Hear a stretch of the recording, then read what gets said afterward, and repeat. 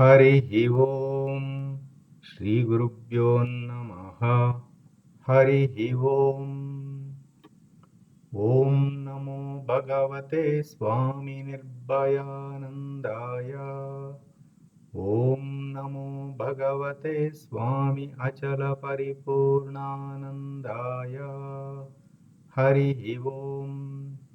गुरुर्ब्रह्मा गुरुर्विष्णुः गुरुर्देवो महेश्वरः गुरुः साक्षात् परं ब्रह्म तस्मै श्री गुरवे नमः। ब्रह्मानन्दं परमसुखदं केवलं ज्ञानमूर्तिं द्वन्द्वातीतं गगनसदृशं तत्त्वमस्यादिलक्ष्यम् एकं नित्यं विमलमचलं सर्वधी साक्षिभूतं भावातीतं त्रिगुणरहितं सद्गुरुं तं नमामि। ॐ नमो ब्रह्मादिभ्यो ब्रह्मविद्या साम्प्रदायकर्तृभ्यो वंशऋषिभ्यो महाभ्यो नमो गुरुभ्यः। सर्वोपप्लवरहित प्रज्ञानघन प्रत्यगद्धो ब्रह्मैवाहमस्मि अहं पदार्थरहितः।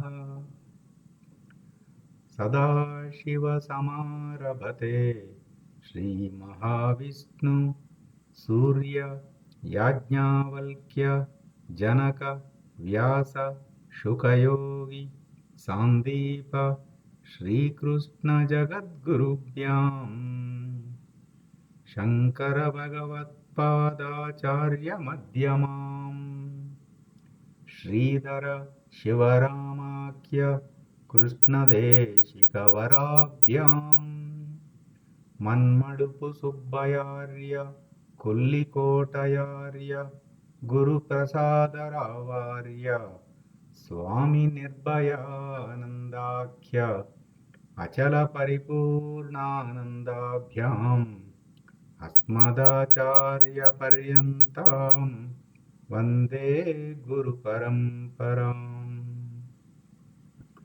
ॐ सहना भवतु सहनौ भुनक्तु सह वीर्यं करवावहै तेजस्विनावधीतमस्तु मा विद्विषावहै। ॐ शान्ति शान्ति शान्तिः। पूर्वमेव निरालम्बम् आग्नेयं च निर्गुणं ततः दक्षिणे नित्यशुद्धं चैव नैऋत्यो निरुपद्रवम् पश्चिमे निष्कलं चैव वायुवे च निरञ्जनम् उत्तरे च निराकाशो ईशान्यो निर्मलो भवेत्। ऊर्ध्वश्च निराकारतः अधश्च निर्विकारतः अन्तर्बहिश्च सर्वत्र अचलोऽयं सनातनः। ॐ निर्भयानन्दाय विद्महे अचलपरिपूर्णाय धीमहि तन्नो परात्पर प्रचोदयात्। ॐ साईश्वराय विद्महे सत्यदेवाय धीमहि तन्नः सर्वः प्रचोदयात्। ॐ तत्पुरुषाय विद्महे महादेवाय धीमहि तन्नो रुद्रः प्रचोदयात्। ॐ విద్మహే జ్ఞానబోధామృతాయ ధీమహి తన్నో శ్రీ విద్యాసాగర ప్రచోదయాత్. ఓం స్వాత్మానందాయ విద్మహే అచల పరిపూర్ణానందాయ ధీమహి తన్నో దేశికేంద్ర ప్రచోదయాత్. ఓం నమస్కందాయ విద్మహే ఋషి సాక్షాత్ ధీమహి తన్నో రమణ ప్రచోదయాత్. హరి ఓం శ్రీ గురుభ్యో నమః. హరి ఓం. ఓం నమో భగవతే శ్రీరామకృష్ణాయ.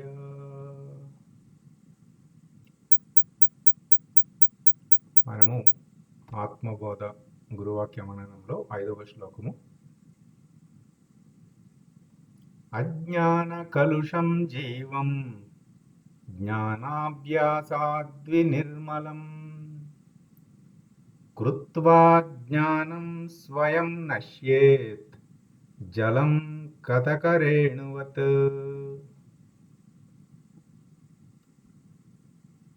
ఇది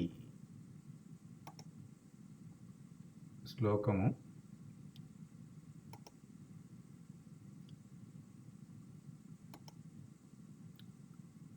నిన్న మనము మంచి ప్రశ్న లేవనెత్తారు ఇందిరి గారు. మనం దాని మీద చర్చించాము, కానీ నాకు సమగ్రంగా నాకు ఒక ఉపమానంతో చెప్పినట్టు అనిపించలేదు. చాలా లోతైన ప్రశ్న వారు ఎట్లా అడిగారు, కానీ వారు ఏమన్నారంటే, ఉనికిగా ఉండటానికి దేహం కావాలి కదా అన్నారు.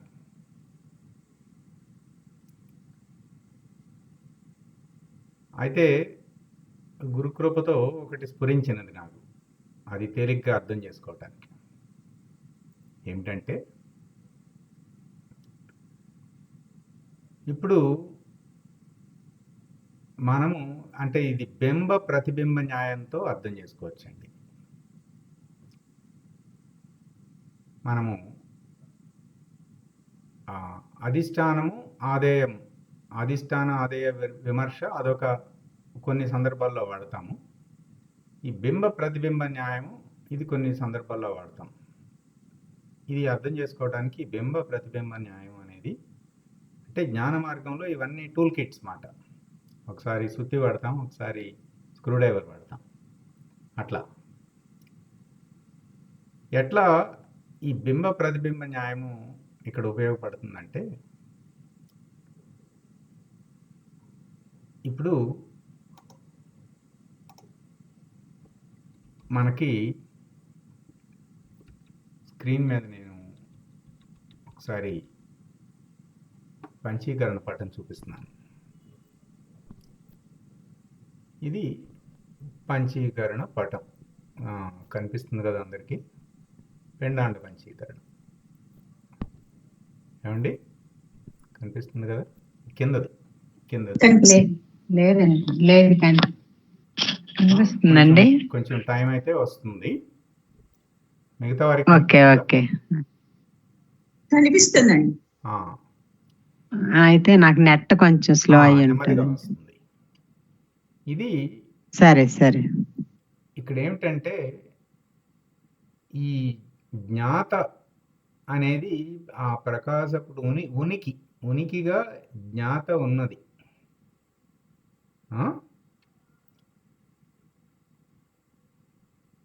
మనము దేహము అని మనం అనేదంతా ఈ 24 గళ్ళలోనే ఉంది.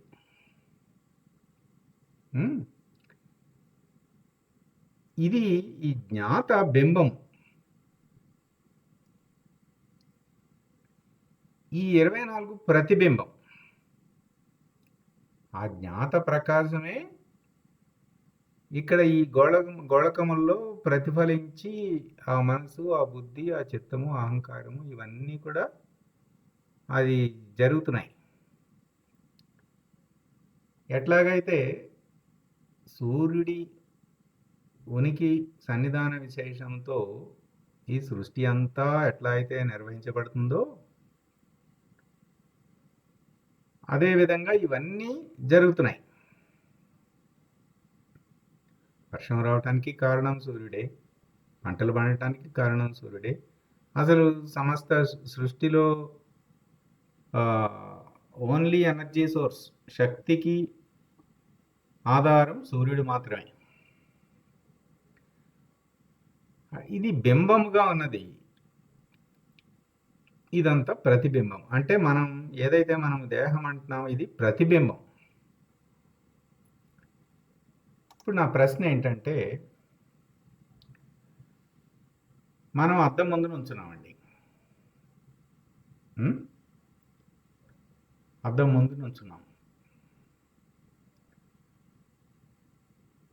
అద్దం ఎందుకు తెచ్చుకున్నాం? ఫస్ట్ మనని మనం గుర్తించుకోవటం కోసం అద్దాన్ని తెచ్చుకున్నాం.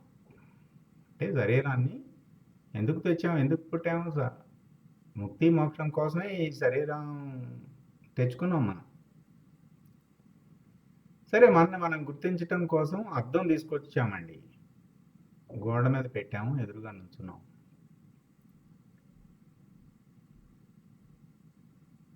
మనని మనం చూసుకున్నాము, తలదూకున్నామండి అద్దంలో, కరెక్ట్ చేసుకున్నాము, బొట్టు పెట్టుకున్నాము. అద్దం ఉపయోగపడిందా లేదా? ఆ పని అయిపోయింది. ఇప్పుడు ఆ అద్దం పగిలిపోయిందండి.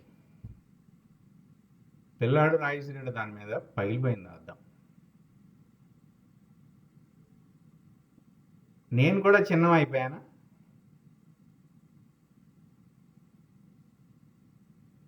బింబం అలాగే ఉందండి. బింబం అలాగే ఉంది. అన్ని అద్దం పీసుల్లోనూ కూడా మన ప్రతిబింబం కనిపిస్తుంది. ఇంకా అనేకంగా మళ్ళీ అది ప్రతిబింబమే. అది కూడా మొత్తం పొట్టు అయిపోయింది అనుకోండి, అదిలేం కనపడదు ఇక. అంటే ప్రతిబింబము నాశనం అయిపోయినప్పటికీ బింబము నాశనం అవటం లేదు. అంటే ఉనికిగా ఉండుటకు ప్రతిబింబం నాశనం అయిపోయినా సరే మనం ఉన్నాం కదా. అద్దం పగిలిపోయింది, అద్దం లేదు, కానీ మనం ఉన్నాం. ఏంటండి ఇది వచ్చింది? ఎక్కడ నొక్కాలి? మీకు ఎవరికే చెప్తున్నాను, ఇంద్రి గారు. ఉండండి కొద్దిగా, ఇది బ్యాటరీస్ లో ఉంది, ఇది పెడతాను ఒక్కసారి. అంటే ఇది చూడండి ఒకసారి, ఇది పోతుంది ఇక్కడ నొక్కితే. సరిపోమండి, చెప్పండి. ఈ బింబ ప్రతిబింబ న్యాయంలో ఉనికిని గుర్తించటానికి బింబము ఉనికి, ప్రతిబింబము ఆ దేహం. ఎక్కడండి? దీనికి మనం అద్దాన్ని ఉపమానంగా చెప్తున్నాం. మనం అద్దం ముందు నుంచున్నాం, అద్దం పగిలిపోయింది, కానీ మనం ఉన్నాం కదా. ఉన్నాం. అంటే మనం ఉండటానికి అద్దం అవసరం అయిందా? అద్దం అవసరం లేదు. కావాలంటే ఇంకో అద్దం కొనుక్కొచ్చి పెట్టుకుంటాను, చూసుకుంటాను. అది తెలుసుకున్న తర్వాత మరి అంతఃకరణ అవసరం లేదు కదండి. అంతేగా, జ్ఞాత స్థానంలో. అంతేగా. అందుచేత మనంగా ఉండుటకు అద్దం అక్కర్లా. దీనికి రమణ మహర్షి ఒక గొప్ప మాట వేశారండి. ఇది కూడా రమణాశ్రమ లేఖల్లో ఉంటుంది, సూర్యనాగమ్మ గారి పుస్తకంలో. తన్ను తా తెలుసుకొనుటకు అద్దము కావాలనా అన్నారు ఆయన. రమణులు చాలా తక్కువ మాట్లాడతారు, ఒక మాటే మాట్లాడతారు. తన్ను తా తెలుసుకొనుటకు అద్దము కావాలనా అన్నారు. నువ్వేగా ఆ ప్రకాశం, నువ్వేగా ఆ జ్ఞాత. నిన్ను నువ్వు తెలుసుకోవడానికి దేహం కావాలంటావేంటి? అంటే ఇక్కడ జాగ్రత్తగా గమనించాల్సింది ఏంటంటే, మళ్ళీ నేను పంచీకరణ మనం ఒకసారి చెప్పుకుందాము, ఎందుకంటే ఇది చాలా ముఖ్యం. ఈ జ్ఞాత ఉనికి అయితే ఈ 20 ఇదంతా దేహం కదా. ఈ బుద్ధితో ఇప్పుడు భక్తి మార్గము చేయాలనుకున్నామండి, అప్పుడు భావన అవసరమైంది కదా. భావన అంటే మనసు కదా. అప్పుడు ఈ దేహం అవసరమైంది. మనసు లేకపోతే మరి భావన ఎలా చేస్తాం? అందుకనలేదండి, ముందు తెలుసుకోవడానికి ఈ దేహం ఉంటేనే తెలుసుకున్నాము. తెలుసుకున్న తర్వాత ఈ దేహం మరి ఇంకా అవసరం లేదు కదండి. అంతే. మీరు సరిగ్గానే అడిగారు మీ ప్రశ్న. కాకపోతే మీరు అడిగిన ప్రశ్నకి అది నాకు బాగా లోతుగా విచారించాల్సిన ఆవశ్యకత కనిపించింది. మీరు చెప్పింది కరెక్టే. అయితే అడిగిన ప్రశ్నలో ఇంకా మనం చాలా తెలుసుకోవాల్సింది ఉందనేది మళ్ళీ ఆ ప్రస్తావన తీసుకొచ్చాను. తప్పకుండా క్షమించండి, నాకు తెలియక అడిగాను. లేదమ్మా, మా అందరూ కూడా మీరు అలా అడగడం వల్ల ఎక్కడైనా మాకు చిన్న డౌట్ ఉంటే అది క్లియర్ అయిపోతుందమ్మా. ఇప్పుడు మీరు చక్కగా ఇంకా ఇంకా అడగండి. అందరూ కూడా ఇందిర గారిని స్ఫూర్తిగా తీసుకుని అందరూ కూడా మనం మాట్లాడుకోవాలి బాగా. అంటే ప్రశ్న ఉన్నప్పుడే మనకి విచారణ వస్తుందండి. ప్రశ్న లేకపోతే విచారణ రాదు. ఏదో చెప్పుకుంటా వెళ్ళిపోతాం. చాలా చక్కగా అడిగారు. సరే, ఇప్పుడు అంటే భావన భక్తి మార్గంలో భావనతో చేయాలంటే అప్పుడు ఈ మనసు అవసరమైంది. విచారణ చేయాలంటే ఈ బుద్ధి అవసరమైంది. కానీ లక్షణం గుర్తించేసామండి, విచారణ చేసేసాం.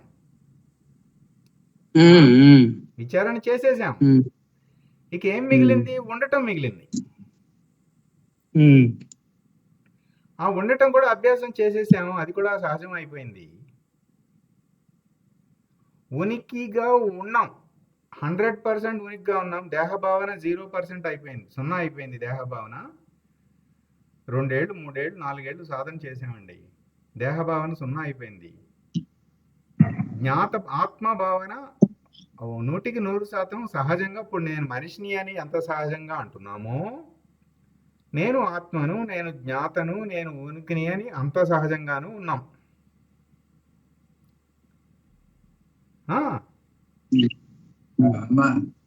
అప్పుడు ఉనికిగా ఉన్నది. ఇక దేహం అవసరం లేదు. ఇక దీన్నే జీవన్ముక్తి స్థితి అంటారు. జీవన్ముక్తి స్థితి అంటే మన లక్ష్యం ఇది. అంటే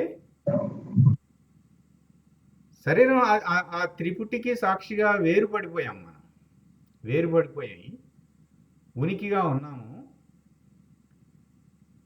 కానీ ఆ దేహం ఇంకా ఉంది. అది ఎప్పుడు పోతుందో మనకి సంబంధం ఏంటి? దాని టైం అయినప్పుడు అది పోతుంది, అంతే. పోనీ, ఇది అందరూ బాగా గుర్తుపెట్టుకోవాలండి ఈ మాట. దీన్నే కదా మనకి రమణ చూపించారు. ఏంటమ్మా?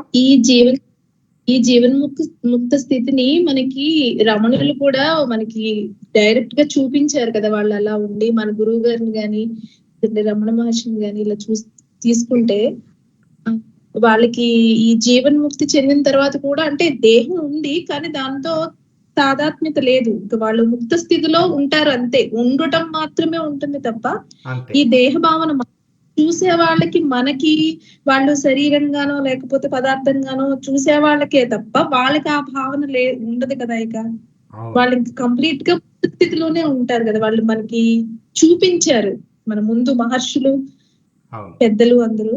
అవును. అంటే శరీరము, శరీరి, అశరీరి, ఇలా 3 స్థాయిలు ఉంటాయండి. నేను శరీరము అన్నప్పుడు శరీరము, అయితే కాస్త విచారణ అది చేసి ఈ శరీరమునకు సాక్షిగా శరీరిగా ఉంటున్నాం కదా, అంటే అన్నమయ కోశానికి పైకి వెళ్ళిపోయాం, పై అన్నమయ, ప్రాణమయ, మనోమయ, విజ్ఞానమయ కోశానికి శరీరిగా ఉన్నాం. శరీరంగా. ఆ తర్వాత అశరీరి, గురుదేవులు, పెద్ద స్వామి వారు వీళ్ళంతా అశరీరి అంటే శరీరం లేనివాడు అశరీరి కాదండి. అది శరీరం లేకుండా కూడా అశరీరే, శరీరం ఉన్న అశరీరే. అశరీరి అంటే శరీర స్పృహ లేనివారు, శరీర స్పృహ లేదు. భగవాన్ రమణులు క్యాన్సర్ ఉన్నది కదండి ఆయనకి, గాయం చేతి మీద వ్రణం వచ్చి మత్తు లేకుండా ఆపరేషన్ చేపించేసుకుని తీపిచ్చేసుకున్నారు. అది మత్తు లేకుండా. చూడండి, పరాపరా శరీరాన్ని కోసేస్తుంటే ఆయనకి ఆ మత్తు అవసరం లేదని చెప్పారు ఆయన. రమణులు, భగవాన్ రమణులు మనకు చాలా దగ్గర వారండి. ఇప్పుడు రమణాశ్రమం వెళ్తే ఆయన వాడిన వస్తువులు అన్నీ కూడా అక్కడ పెట్టున్నాయి. చాలా దగ్గర వారు, చాలా దగ్గర కాలంలో ఆయన. ఇప్పుడు శంకర భగవత్పాదులు అంటే 2400 సంవత్సరాలు అయింది, అంటే సుమారు ఒక 24 తరాలు గడిచిపోయినాయి. కానీ చూడండి, ఒక 24 తరాల క్రిందట 2400 ఏళ్ల క్రిందట ఒక 16 ఏళ్ల పిల్లవాడు ఈ ఆత్మబోధ శ్లోకాలు రాశాడు, తత్వబోధ శ్లోకాలు రాశాడు. అది ఈనాటికి మనకి ఎలా అది ప్రచోదనం చేస్తున్నాయి మనకి. సాక్షాత్తు శంకరుడే అలా అవతరించాడనమాట. సదాశివుడు, ఈశ్వరుడు, పరమేశ్వరుడు, శంకరుడులా అవతారం. 16 ఏళ్ల బాలుడు ఎలా చేస్తాడండి? ఒక ఆత్మబోధ ప్రకరణమే చెప్పుకుంటున్నాం, అసలు ఎన్ని రాశారో. సాధన గ్రంథ మండలి వాళ్ళు 30 పుస్తకాలు వేశారు, ఇంకా చాలా ఉన్నాయి. భగవాన్ రమణులు వీరు మన గురుదేవులు కూడా అశరీరులు. వాళ్ళు శరీరం ఉండగానే అశరీరులు. పెద్ద స్వామి వారు శరీరం ఉండగాను ఉన్నప్పుడు అశరీరులే, ఆ శరీరం పడిపోయినప్పుడు అశరీరులే. వీరు అశరీర గురువులండి, అశరీర గురువులు. మనం కూడా శరీరం ఉన్నప్పుడే మొదట శరీరి అవ్వాలి, ఆ తర్వాత అశరీరి అవ్వాలి. ఇదొక పరిణామం, గుర్తుపెట్టుకోండి. శరీరమునకు సాక్షిగా ఉన్న శరీరి అసలు శరీరమే లేదు. గుణములకు సాక్షిగా ఉన్నాడు, గుణాతీతము, గుణరహితము, అసలు గుణములే లేవు.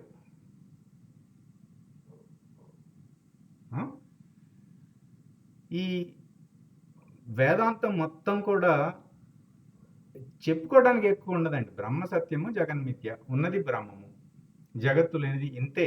ఎన్ని పుస్తకాలు తిరిగేసినా, ఎన్ని ప్రకరణ గ్రంథాలు చూసినా, ఎవరి మాటలు విన్నా, ఏ వాట్సాప్ చూసినా ఇదే ఉంటుంది.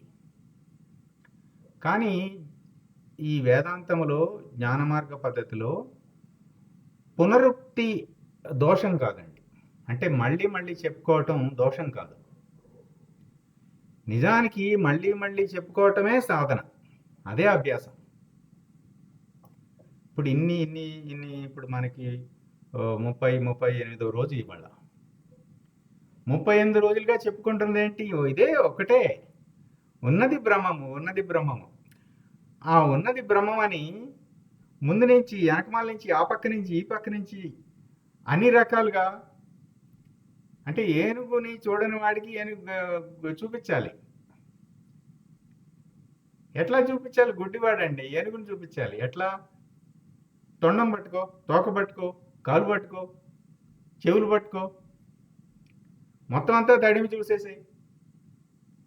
ఇట్లా అన్ని పక్కల నుంచి అభ్యాసం వచ్చేసరికి ఆ స్ఫురణ అంది ఆ సాక్షాత్కారము గురుకృపతే జరుగుతుంది. అది జరిగే వరకు మనం ఇట్లా అభ్యాసం చేయవలసిందే. అందుకని నిజానికి చెప్పాలంటే ఇది ఒక చాలా బోరింగ్, మామూలు వ్యవహారికంగా చూసుకుంటే చాలా బోర్గా ఉంటుంది అన్నమాట. అదే బ్రహ్మానుసంధానం, అదే మంత్ర జపం, అదే సంవత్సరాలు చేయాలి, పొద్దున్న నుంచి సాయంకాలం అదే చేయాలి.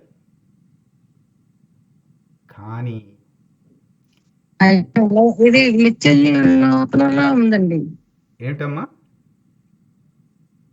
ఇది నిత్య నూతనంలో ఉందండి. తెలుసుకునే ఇంకా ఇంకా నూతనంగానే ఉంటుందండి. అంటే మనం అంటే అదేంటంటే మనం యాక్చువల్గా నిజానికి గమనిస్తే ఆ అలర్ట్నెస్ ఉంటే వారు చెప్పినట్టు అంతకుముందు ఏనుగు కాలు చెప్పారు, ఇప్పుడు తొండం చెప్తున్నారు. దాని గురించి అంతకుముందు చెప్పలా ఆ పద్ధతిలో. అబ్బా భలే రాశారట్రా, భలే, అబ్బా ఏం చెప్పారండి, ఇంతకుముందు ఎప్పుడు చెప్పలేదు ఇట్లా. దాని గురించే చెప్తున్నాము. ఎందుకు మనకి నిత్య నూతనంగా ఉంటుందంటే ఆ ఉనికి విస్తృతి అంత విశేషం అండి, అంత విశేషం. అది ఎలా ఉందో చూసుకుందాం మనము.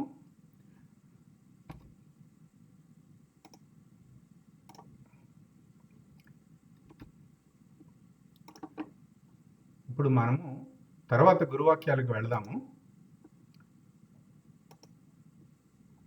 ఇక్కడ ఈ 5వ శ్లోకం చెప్పేటప్పుడే మనకి మొత్తము ఆత్మ లక్షణాలు చెప్పేశారు, 5 మార్గాలు చెప్పేశారు, 5 లక్షణాలు చెప్పేశారు. అట్లాగే 5 రాకడా పోకడా ఉన్నవేమిటి? సృష్టి, స్థితి, లయ, తిరోధాన, అనుగ్రహాలు, అవి చెప్పేశారు. వస్తుంది పోతుంది ఇంతే, ఆనాపాన ఆనాపాన ఆనాపాన, రాకడా పోకడా రాకడా పోకడా రోకడా పోకడా. ఇక్కడ ఇదొక చిట్ట చివరి వాక్యం అండి. నిత్య సర్వగత స్థాణు అచలోయం సనాతన. ఇది చిట్ట చివరి మాట. కైవల్య దేహ నిరసన చేసే మాట చాలా చివరి మాట అండి. అయితే ఆ మాట ఈ 5వ శ్లోకంలో చెప్పేశారు. 5వ శ్లోకంలో 16 గురువాక్యాలు వచ్చాయండి. హైపోటెన్సీ డోస్ మాట. ఎట్లాగైతే సాంఖ్యయోగంలో హైపోటెన్సీ డోస్ ఇది 5వ శ్లోకం. నిత్య సర్వగత స్థాణు అచలోయం సనాతన. ఎవరండి ఆ ఉనికి? ఎట్లా ఉంటుందండి? మీరు చెప్పేది ఏమిటి? ఆ ఉనికి తర్వాత కూడా మళ్ళీ ఆవరణ ఉంటుంది, ఆ నిరావరణం. అంతరిక్షం నిత్య ఎప్పుడు ఉంటుంది? సర్వగత, అనేక కోటి బ్రహ్మాండాలుగా జ్యోతిర్మండలంగా భాసిస్తున్న అనంత విశ్వం. ఈ అనంతం అనే పదం చాలా ముఖ్యమండి. అనంతము, అనంతము, అంతు లేదు. ఇప్పుడు ర్యాకెట్ వేసుకుని ఆకాశంలోకి వెళ్ళామండి. కొంచెం దూరం వెళ్తే సూర్యుడు వచ్చాడు, కొంచెం భూమి, ఆ మండలాలు ఆయన వచ్చినాయి. ఇంకా వెళ్తే ఇంకా నక్షత్రాలు వస్తున్నాయి. ఇంకా వెళ్తా ఉంటే ఎంత వెళ్ళినా అవి వస్తానే ఉంటాయి నక్షత్రాలు. అసలు మన ఆయుర్దాయం సరిపోదా? మన ఆయుర్దాయం ఏమిటి? కోట్ల సంవత్సరాల మాట. అనంత విశ్వం. అసలు అది ఎంత ఉందంటే ఈ అనేక ఒక సూర్యమండలం, ఒక నక్షత్రం, ఒక చుక్క అనుకుంటే అట్లాంటి సూర్యమండలమే కొన్ని కోట్ల చుక్కలు ఉన్నాయి. ఆ అనంత విశ్వము ఒక చుక్క.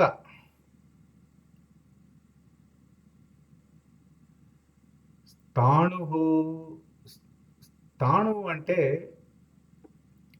ఒక కదలదు మాట. స్థాణువు అంటే ఒక విగ్రహం లాగా అలా ఉంటుందన్నమాట. మనకి గుళ్ళో పెట్టే ప్రతిమ స్థాణువుగా ఉండి బోధిస్తుంది ఇలా ఉండాలి అని చెప్పేసి. నాలాగా ఉండు అని గుళ్ళో ఉన్న విగ్రహం బోధిస్తున్నది. స్థాణువుగా ఉండు, కథలు మాకు. స్పందన లేకుండా ఉండడం ఉన్నది ఉన్నట్లుగా ఉండాలి. ఉండడం. చాలా ముఖ్యం అండి. ఉన్నది ఉన్నట్లు ఉండగా లేనిది లేకుండానే పోయింది. నేను మనసుకి సాక్షిగా ఉన్నానండి. ఆలోచన వచ్చింది, అదేదో వందే మాతరం పాట పాడారంట. ఈ నిన్న ఆగస్టు 15కి కొత్త వందే మాతరంగా ఇంకొక 2 వాక్యాలు పాడారంట. సాక్షిగా ఉంటే ఆలోచన వచ్చింది. నాకు దానికి ఏం సంబంధం లేదు. ఆలోచనకి గమనించాను. నేను ఉంచున్నానండి రోడ్డు మీద, చూస్తున్నాను బస్సులో నుంచి. ఆ రోడ్డు మీద ఎదురు కొట్టుకుంటున్నారు. వాడు వీడిని ఒకడు కొట్టాడు, వీడు వాడిని ఒకడు కొట్టాడు. నేను సాక్షిగా ఉన్నాను. గమనించాను, మొత్తం క్లియర్గా గమనించాను. ఒక్క క్షణం కూడా మిస్ అవ్వకుండా గమనించాను. చాలా అలర్ట్గా గమనించాను. కానీ అవును అనలేదు, కాదు అనలేదు. వాడితోనూ కలవలేదు, వీడితోనూ కలవలేదు. దాని గురించి ఏం ఆలోచన కూడా చేయలేదు. అంతే, అలా ఉన్నాను అంతే. చూడండి, భగవంతుడు గుళ్ళో ఇవన్నీ ఎన్ని జరుగుతాయి. భగవంతుడికి అసలు వెంకటేశ్వర స్వామికి ఎన్ని లక్షల మంది వచ్చి ఎన్ని చెప్తారండి. కదిలేడా? కదల్లా. కానీ ఆయన సన్నిధి విశేషం చేత శివ పరివారం గణాలు ఉంటాయి కదా, దేవతలు, ఆయన సన్నిధి విశేషం చేత అవన్నీ అనుగ్రహం జరుగుతుంది. అక్కడ జరుగుతుంది. సూర్యుడి మానాన ఉండగా ఆ సూర్యుని సన్నిధి వలన మనకంతా వెలుతురు రావట్లేదు, వర్షం రావట్లేదు, పంటలు పండట్లేదు, అన్నం తినట్లేదు, అన్నీ జరుగుతాయి. అందుకే భగవాన్ రమణులు ఏమన్నారంటే, ఒక ఆయన వచ్చి, మీరు జ్ఞానము చెప్తున్నారు, భక్తి చెప్తున్నారు, అసలు విగ్రహము కరెక్టేనా? విగ్రహంలో దేవుడు ఉన్నాడా? లేదు, సిద్ధాంతంగా ఉనికినే పట్టుకోవాలా మేము అంటే, ఇది కరెక్టే, అది కరెక్టే అన్నారు ఆయన. 2 కరెక్టే. ఎందుకని? విగ్రహంలో కూడా ఉనికున్నది. వెంగళం చెరువులో భగవాన్ సత్యసాయి బాబా వారి విగ్రహం ఉన్నదండి. చైతన్యం మనలో ఉందా, ఆ విగ్రహంలో ఉందా? చెప్పండి. రెంటిలోనే ఉంది. రెండులోనే ఉంది. ఇంకా గట్టిగా చెప్పాలంటే అంతటా ఉన్నది. అంతటా ఉన్నది. ఇంకా గట్టిగా చెప్పాలంటే, ఈ శరీరం ఉంటే 100 ఏళ్ళు, 120 ఏళ్ళు ఉంటుంది, పడిపోతుంది. అది 10,000 ఏళ్ళు ఉంటుంది. అది ప్రాణప్రతిష్ఠ వేద ప్రోక్తంగా మంత్రములతో ప్రాణప్రతిష్ఠ జరుగుతుంది కదా. అశరీర గురువులు చైతన్యాన్ని ప్రవేశపెడతారన్నమాట ప్రాణప్రతిష్ఠ జరిగినప్పుడు. మరి అప్పుడు విగ్రహంలో దేవుడు సత్యం కాదు? సత్యమే. అంటే 2 సత్యంగా చూడాలి. అంటే జగత్తులోనే బ్రహ్మమును చూడాలండి. ఇదే మన సాధన. ఎక్కడో బ్రహ్మం చూడటం కాదు, ఇక్కడే బ్రహ్మం చూడాలి. జీవుడిలోనే బ్రహ్మం చూడాలి.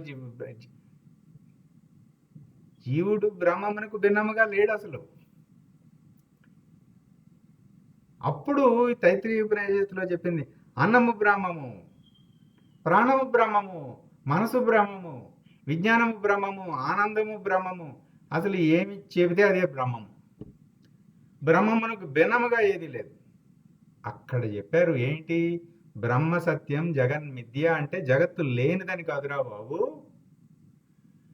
బ్రహ్మమునకు భిన్నముగా జగత్తు లేదు, వస్తువుగా జగత్తు ఉంది. ఇప్పుడు ఇది ఉందండి, ఈ హార్డ్ డిస్క్. ఈ హార్డ్ డిస్క్ వస్తువుగా ఉనికిగా ఉంది, ఇది ఉనికిగా ఉన్నది. ఆ? ఉనికి బ్రహ్మమే కదా. బ్రహ్మముగా ఉన్నది. ఆ, దీనికి నేను ఒక నా రూపం ఉంది దీనికి. ఇది ఏదో ఒక పెట్టిలాగా ఉంది కదా నల్ల కలర్లో. ఈ పెట్టికి ఒక రూపం అని పెట్టాను. ఏంటి, హార్డ్ డిస్క్ అని పెట్టాను. నేను పేరు పెట్టాను, నామం పెట్టాను, రూపం పెట్టాను. అప్పుడు హార్డ్ డిస్క్ అయింది. ఆ నామం తీసేసాం, రూపం తీసేసాం, ఏముంది, ఉనికి ఉంది లోపల. ప్రతి అణువులోనూ బ్రహ్మం ఉంది, చైతన్యం ఉంది. అది వంటగదిలో స్టీల్ గిన్నెలో కూడా చైతన్యం ఉండబట్టే ఆ స్టీల్ గిన్నెలాగా తన రూపాన్ని నిలుపుకోగలుగుతుంది. స్టీల్ గిన్నె ఉందండి, స్టీల్ గిన్నె, దాని లోపల చైతన్యం లేదనుకోండి, అది గిన్నెలాగా లేకుండా విచ్ఛిన్నం అయిపోవాలి. ఎందుకంటే లోపల బోల్డని అణువులు అవన్నీ తిరుగుతున్నాయి, ఆటమ్స్. దానికి ఉనికి ఉంది, దానికి రూపం ఉంది. అది దాని జ్ఞానంతో, చైతన్యంతో గిన్నెలాగా దాని స్థితిని నిలుపుకుంది. అది అవతార మెహర్ బాబా ఎట్లా రాయిలోను, చెట్టులోను, పాత్రలోను, అటు అసలు జడము లేదు. ఇప్పుడు మొదట చెప్పుకుంటాం జడము చేతనమని. జడము లేదు అంటే జడమునందు కూడా చైతన్యమే ఉన్నది. ఇది ఇంకా తర్వాత చూద్దాంలేండి, ఇంకా బాగా వస్తాయి. ఇట్లా చెప్పి సృష్టి, స్థితి, లయ, తిరోధానం ఇంకా పెద్దగా చేస్తాను. తిరోధాన అనుగ్రహాల వలన విశ్వం రావటానికి, అంటే ఈ స్థాణు విగ్రహం అని చెప్పాము కదా, ఆ స్థాణు అనేది ఒక సూర్యుడు రాని, ఒక సూర్యుడు పోని, ఈ విశ్వం రాని పోని, అది ఆ ఉన్నదేదో ఉంది కదా, ఆ ఉనికి అది అట్లాగే ఉంటుంది. చూడండి, పంచబ్రహ్మల చేత విశ్వం వచ్చిందంట, పంచశక్తుల చేత ఆ విశ్వం పరిణమించిందంట. ఆ విశ్వం వచ్చాక పంచతన్మాత్రల వెనుక పనిచేస్తున్న పంచబీజముల వ్యవహారిక ధర్మం చేత ఇవన్నీ జరుగుతున్నాయండి. మనం మళ్ళీ పంచీకరణకు వెళ్ళిపోవాల్సిందే. చూడండి, బ్రహ్మాండ సృష్టి విధానంలో బ్రహ్మ, విష్ణు, రుద్రుడు, ఈశ్వరుడు, సదాశివుడు పంచబ్రహ్మలు, పంచబీజములు లం, వం, రం, యం, హం, పంచశక్తులు క్రియాశక్తి, ఇచ్ఛాశక్తి, జ్ఞానశక్తి, ఆదిశక్తి, పరాశక్తి, పంచ తన్మాత్రలు శబ్దస్పర్శ రూపరస గంధాలు, పంచమహాభూతములు. దాని నుంచి ఆ తన్మాత్రల నుంచి అవన్నీ కలిసి ఈ పిండాండ పంచీకరణలో మనము ఈ 5/5/25గా ఇవన్నీ ఏర్పడ్డాయి. అక్కడ ఏమంటున్నారంటే, ఇందులో ఎంత విస్తృతంగా చెప్పారండి. స్క్రీన్ మీద కనిపిస్తుంది. ఎంత విస్తృతంగా చెప్పేశారంటే, ఆ పంచబీజముల ద్వారా వ్యవహారిక ధర్మము ఇవన్నిటికీ ఈ స్థాణువు విగ్రహంలాగా, గుళ్ళో విగ్రహంలాగా ఉందండి, ఏమీ ప్రభావితం కాదు. అంటే ఉన్నదున్నట్లున్నది. అదేంటండి మరి ఈ మనసు మాది లేదు కదా, లేనిది లేనట్లే పోయింది. పాము అసలు లేదు కదా బాబు, ఉన్నది తాడే కదా. ఇప్పుడు ఉన్న తాడు ఉన్నది, లేని పాము లేదు. బాగా గుర్తుపెట్టుకోండి, ఇది ఉన్న తాడు ఉన్నది, లేని పాము లేదు, లేనిది లేనట్లే పోయింది, ఉన్నది ఉన్నట్లున్నది. ఈ మాట గట్టిగా పట్టుకోండి. అచలోయం, అసలు అది కదలదండి. అచలోయం ఎప్పుడూ కదలదండి. సనాతన అంటే ఇవాళ రేపు కాదు, అది ఎప్పుడూ కదలదు. సనాతన అంటే అనంత సమయం అన్నమాట, ఇన్ఫైనైట్ టైం. ఎన్ని కోట్ల యుగాలు వచ్చినా ఏ వచ్చినా అసలు ఎప్పటికీ ఏ కాలంలో అయినా కదలదు అంతే. అది ఈ చిట్ట చివరి మాట అండి ఇది. జ్ఞాన మార్గ సాధకులందరూ కైవల్య దేహ నిరసన చేసి అంతరిక్షము నిర్ణయం అయ్యే వరకు ఈ సూత్రాన్ని విరామం లేకుండా జ్ఞప్తి అందించుకోవాలి. విరామము లేకుండా, చాలా ముఖ్యం. లక్ష్యము చేరే వరకు క్షణమైన ఆగక ముందుకు సాగు. విరామం ఉండకూడదు. ఈ అంతరిక్షాన్నే వ్యోమము అని కూడా అంటారు. మనకి దక్షిణామూర్తి స్తోత్రంలో కూడా వ్యోమవత్ వ్యాప్త దేహాయ అని వస్తుంది. చూడండి, చదివేటప్పుడు ఎక్కడెక్కడైనా వ్యోమము, మన వ్యోమగామి అంటారు చూసారా, మన వార్తల్లో రాకేష్ శర్మ వ్యోమగామి అంతరిక్షం వెళ్ళారని.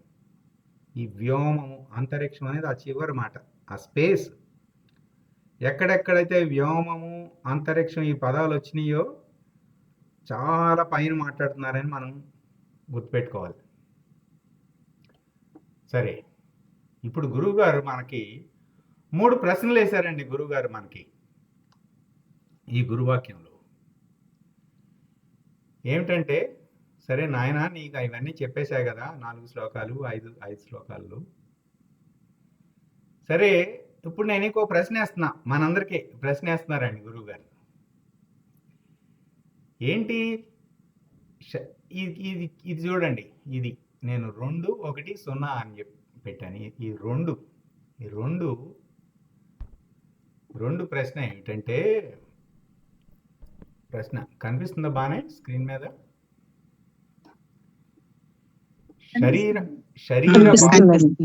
శరీర భావంతో, జగద్భావంతో మాలిన్య స్థితినే సుఖంగా అనుభవిస్తూ వ్యవహరించడం ఉత్తమ జీవనమా?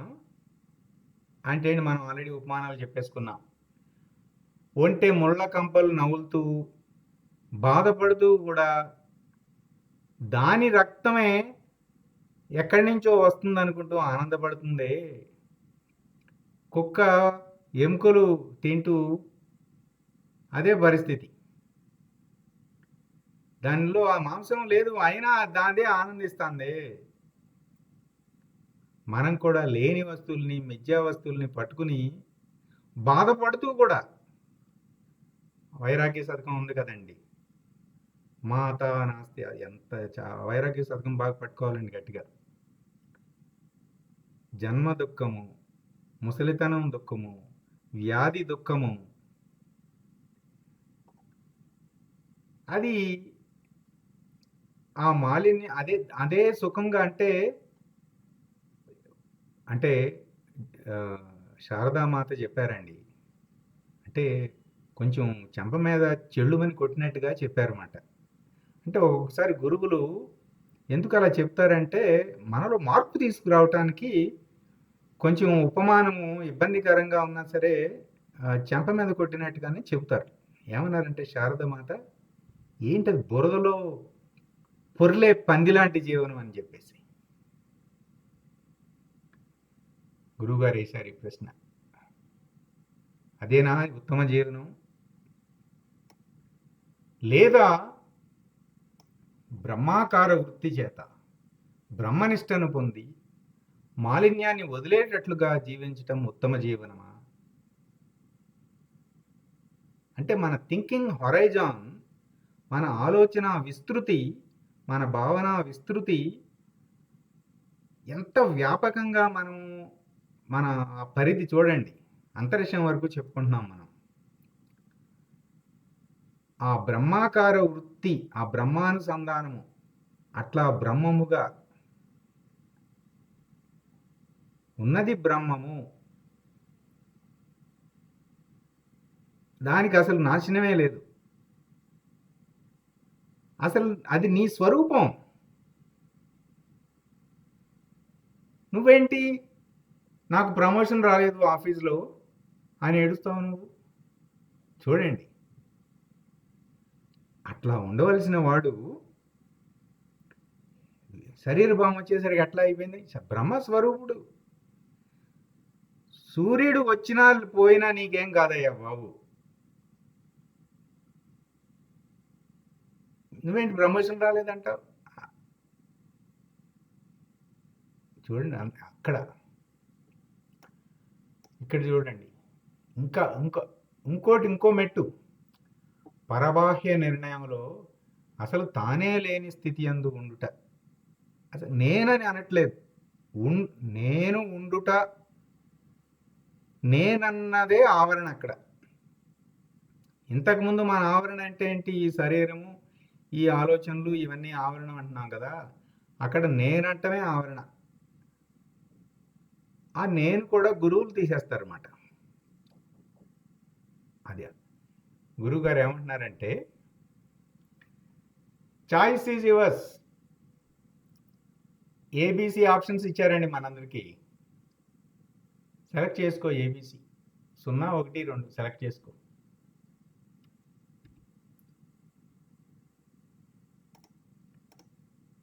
ఎందుకు చెప్పారు ఇట్లా గురువు గారు? ఏబిసి 3 చెప్పారు, సెలెక్ట్ చేసుకో అంటే తీవ్ర వైరాగ్యం అండి, మామూలు వైరాగ్యం కాదు, తీవ్ర వైరాగ్యం. పంచ వివేకములు, వివేకము వైరాగ్యం, ఈ రెండేనండి. 5 వివేకాలు. తీవ్ర వైరాగ్యం మనకి జాగృత పంచకం ఉన్నది, 5 శ్లోకాలు. తీవ్ర వైరాగ్యం. పంచ వివేకాలు గురువుగారు చెప్పేశారు. పంచ వివేకముల మీద కూడా మనకి 5 గురువాక్యాలు ఉన్నాయి. సాధనా చతుష్టయ సంపత్తి, చతుర్వేద శుశ్రూషలు, శ్రవణ మనన నిధిధ్యాసలు. ఇప్పుడు మనం చేస్తున్నది అదే. గురువుగారు చెప్పారు కదా, శ్రావణ మాసంలో శ్రవణము చేస్తే ఉత్తమ ఫలితం అని. శ్రవణము మననము చేసేస్తున్నాము, నిధిధ్యాస కూడా అయిపోయింది. అంటే మనం అనుకుంటే, అదేదో సినిమాలో ఉన్నదండి, ఒక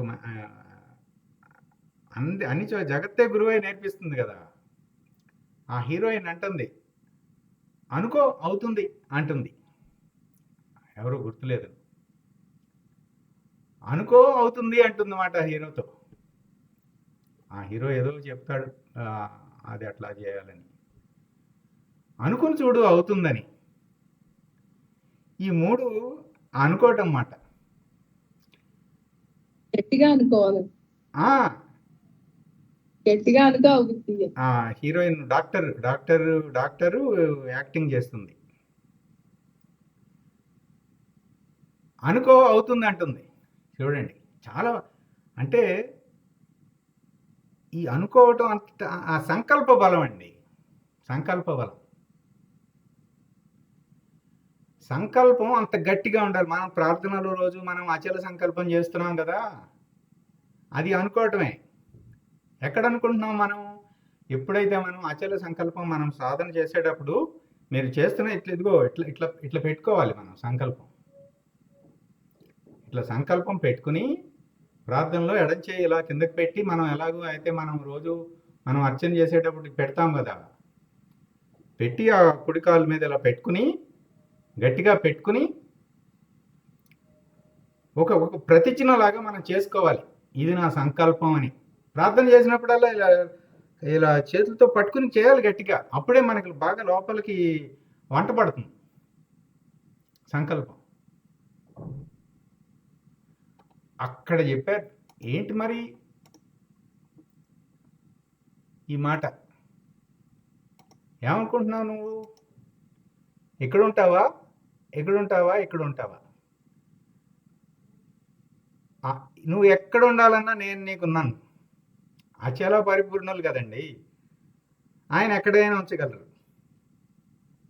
ఉత్తమ జీవన విధానం. చాయిస్ ఈజ్ యువర్స్ అని చెప్పారండి, ఇంగ్లీష్లోనే చెప్పారు. Choice is yours. ఎంత గురువు వరదానమో చూడండి. తర్వాత ఇక్కడ కూడా చెప్తున్నారండి గురువు గారు, ఈ గురువాక్యంలో కూడా. ఇక్కడ ఈ గురువాక్యంలో ఆ నారాయణుడి విశ్వరూపం చూపించబడిందండి ఈ గురువాక్యంలో. ఒక ఆర్టిస్టు చూడండి, మొత్తం 14 లోకములు ఆ నారాయణుడి యందే ఉన్నవి. ఆ నారాయణుడి యందే ఉన్నవి. పద్మము, గద ఏమో మనల్ని రక్షిస్తుంది. ఆ దివ్యత్వం తామరపు, కాలచక్రం అండి ఇది, సుదర్శన చక్రం, కాలచక్రం ఇది, కాలచక్రము, కర్మచక్రము, శంఖము, ప్రణవనాదం, ఓం. ఆ విశ్వరూపం, సూర్యుడు, చంద్రుడు, అగ్నిమండలం, చంద్రమండలం, సూర్యమండలం, అగ్నిమండలం. చూడండి ఎంత విస్తృతంగా సనాతన సాంప్రదాయం ఎంత వ్యాపకత్వంతో చెప్పిందో. కాలచక్రము, ప్రణవము, ఇంకా సమస్త దేవతలు ఉంటారు ఇక ఇందులోనే. మొత్తం ఆయన ఉదరం అండి ఇది.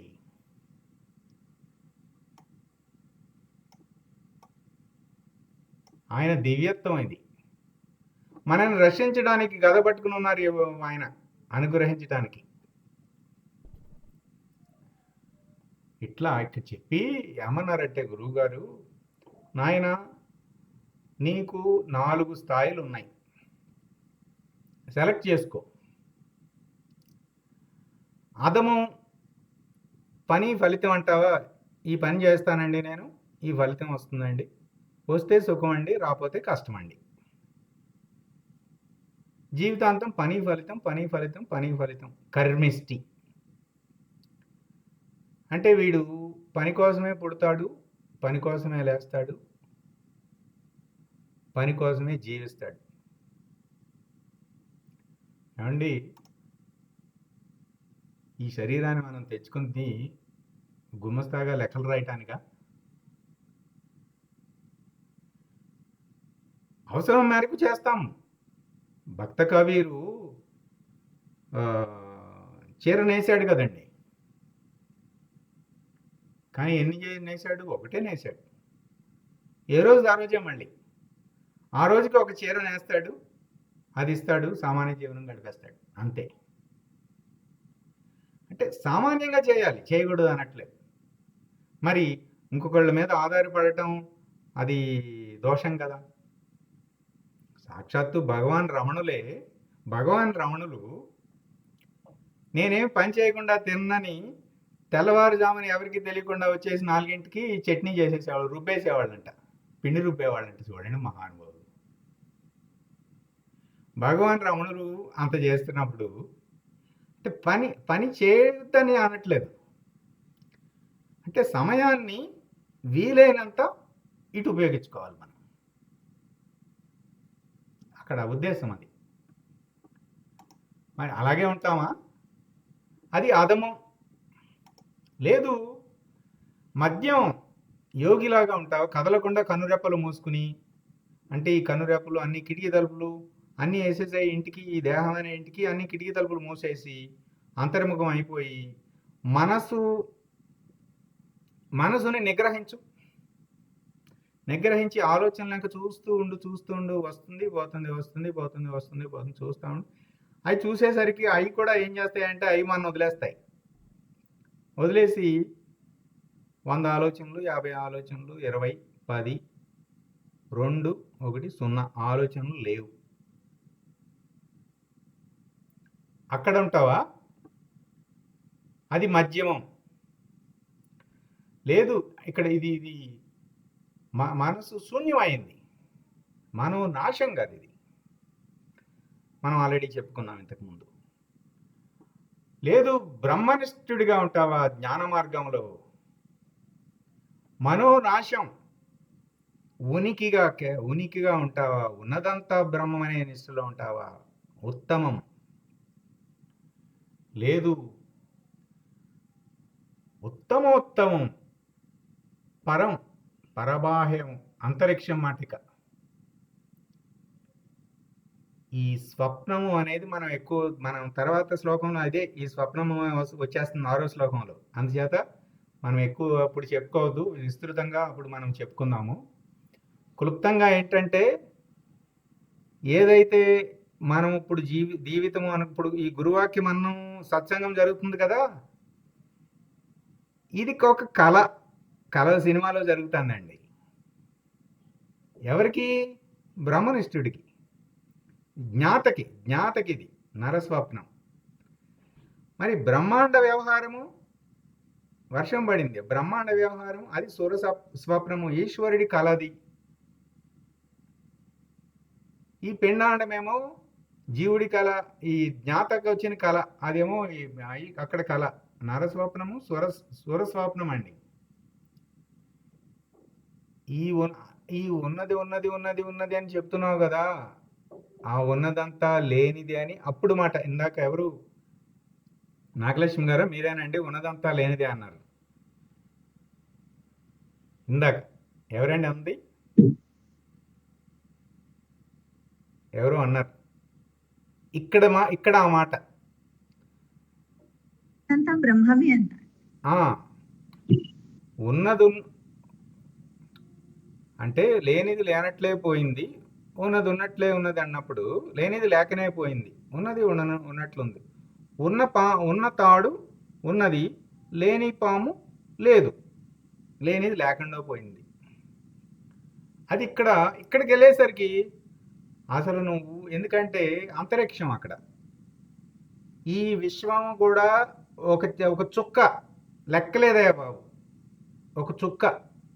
నువ్వు చెప్పే ఈ విశ్వము, ఈ యుగాలు, ఒక చుక్క కాబట్టి లెక్కలేదు కాబట్టి లేదు. నువ్వేదో ఉన్నదంతా అంటున్నావు కానీ లేదు. అసలు నిర్ణయం చేసేవాడు లేడు. నాహం, కోహం, సోహం, నాహం దగ్గర మాట. గురువు గారు మ్యాప్ చెప్తున్నారు అన్నమాట. ఇప్పుడు ఇక్కడ ఇవన్నీ చెప్పి ఈ గురువాక్యంలో చాలా స్పష్టంగానండి నిర్ణయించుకో. కర్మ మార్గం స్క్రీన్ మీద పెద్దగా చేస్తాను, అందరికి కనిపిస్తుంది.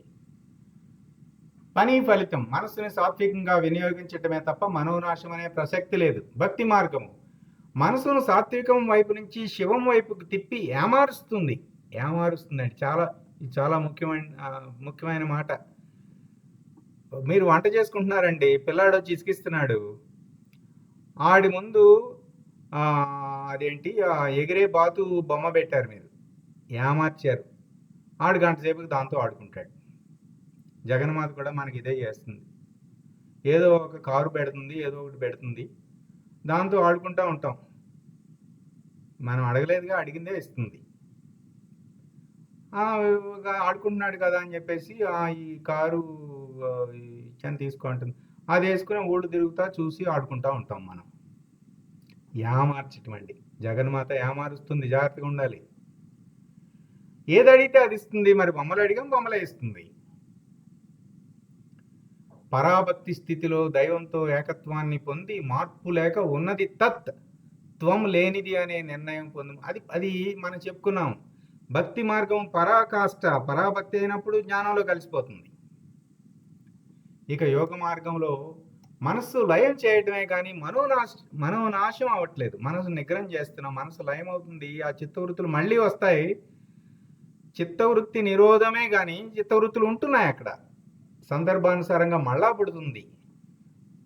యోగికి అంతర్ముఖం, బహిర్ముఖం, సమాధి. ఎందుకంటే కళ్ళు మూసుకుంటే కిటికీలు మూసేసావు, కిటికీ తలుపులు అన్నీ క్లోజ్ చేసావు.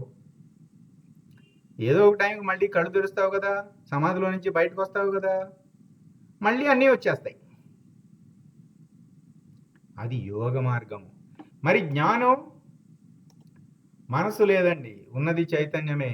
పరిమితమైనప్పుడు మనస్సుగా పిలువబడింది. జ్ఞానికి మనస్సు నశిస్తే తిరిగి జనించదు. ఇందాకట్లాగా మళ్ళీ జ్ఞానికి అంతర్ముఖం లేదు, బహిర్ముఖం లేదండి. నిర్ణయం మీద ఉంటాడు, నిర్ణయం మీద నడుస్తుందండి వ్యవహారం అంతా. అంతర్ముఖం లేదు, బహిర్ముఖం లేదు, ఏమీ లేదు.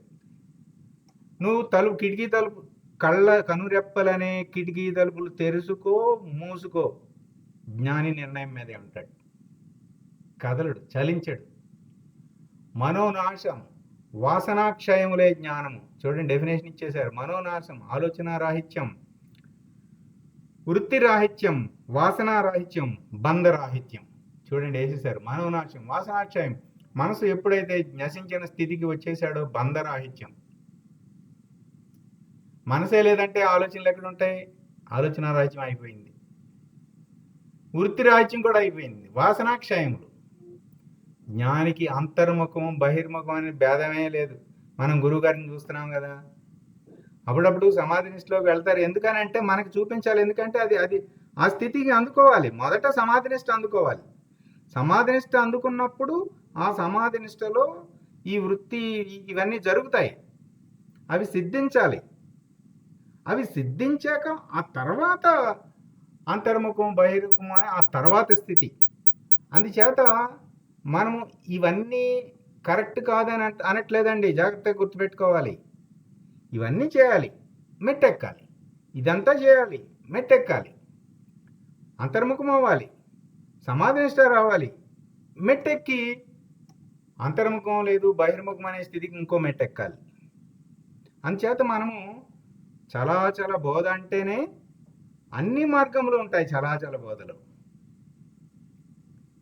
ఎలా ఉంటాయి? మెట్టెక్కిచ్చే పద్ధతిగా ఉంటాయి. ఆశ్రయించిన శిష్యుని స్థాయిని బట్టి, సామర్థ్యాన్ని బట్టి అది ఆ బోధ సూచిస్తారు గురువులు. ఆ మెట్టు ఎక్కిస్తారు. కైవల్య మార్గం తత్రహిత స్థితిలో ఉన్నది కేవల బ్రహ్మము, ఉన్నదున్నట్లుగా ఉండుట, అచలముగా సనాతనముగా ఉండుట. ఎంత విస్తృతంగా చెప్పి జ్ఞానిని చూసి అసలు వీరికి అంతర్ముఖమే లేదు, అంతా బహిర్ముఖమే అని అంటుంటారు. అంటే గురువుగారు ఏంటండి ఎప్పుడు చూసినా చెట్టు కింద సినిమాల్లో చూపించినట్టుగా ఋషిగా ఉండట్లేదు ఈయన. ఆ గుడి ఆశ్రమం కట్టిస్తామంటారు, ఆ ప్రతిమ అంటారు, ఈ శ్రీచక్రం అంటారు.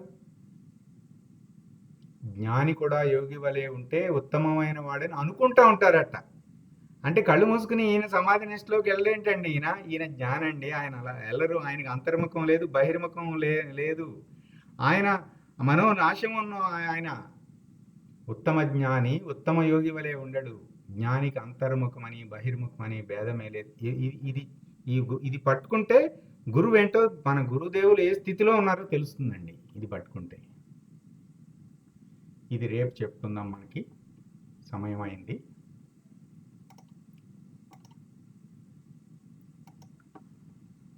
ఓం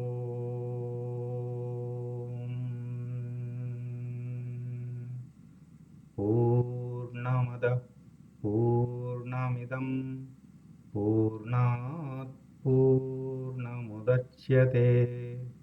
పూర్ణస్య పూర్ణమాదాయ పూర్ణమేవావశిష్యతే. ఓం తత్సత్.